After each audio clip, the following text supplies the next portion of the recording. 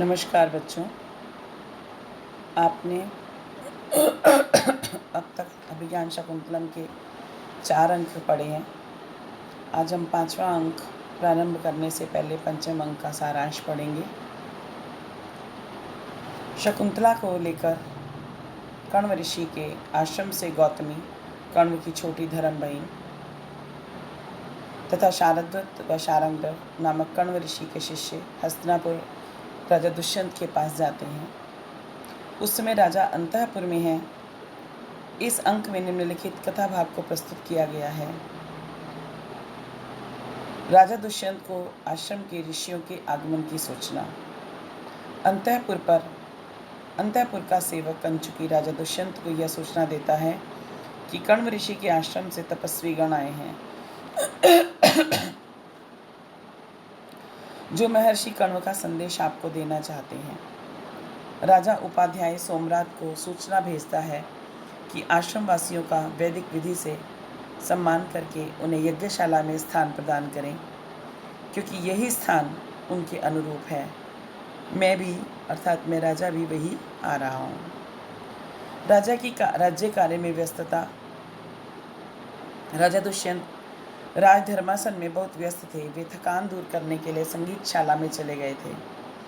तभी ऋषि कुमारों के आगमन का संदेश मिल गया कि अतः वहाँ पर जाना भी नितांत आवश्यक है। कंचुकी सोचता है कि जिस प्रकार वायु दिन रात चलती रहती है, उसी प्रकार राजा भी प्रजा के कार्य में दिन रात लगा रहता है।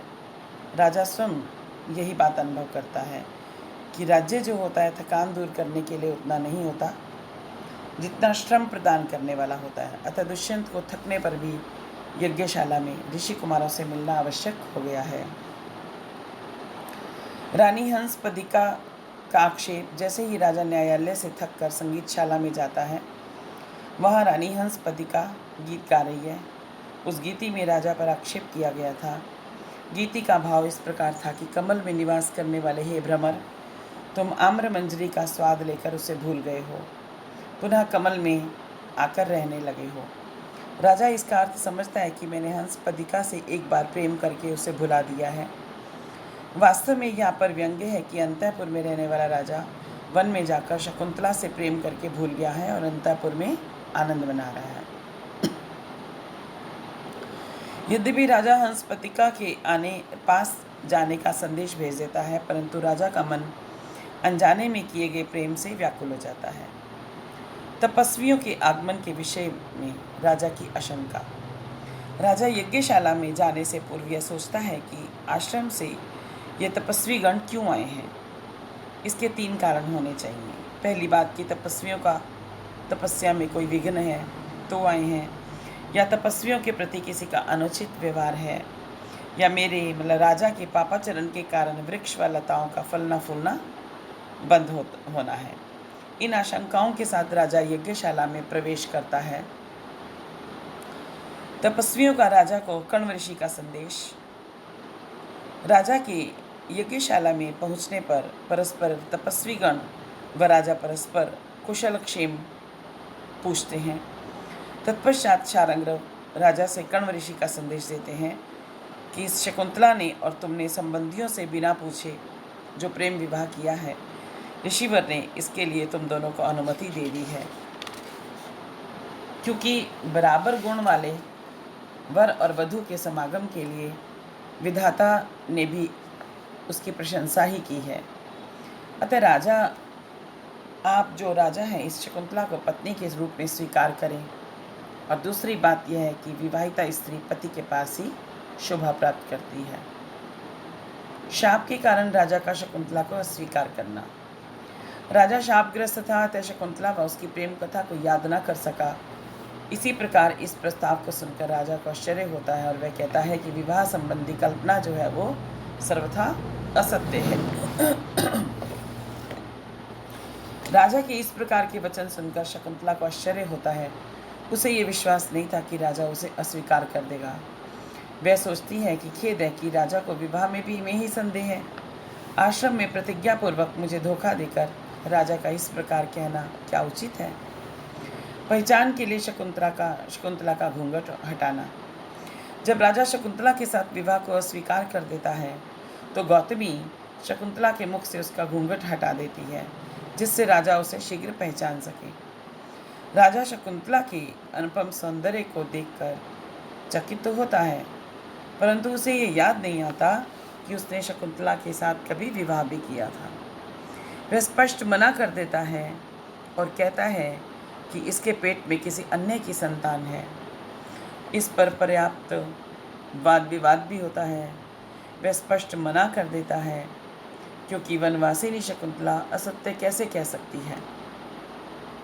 असत्य बोलना, धोखा देना आदि वो राजनीति में ही संभव है।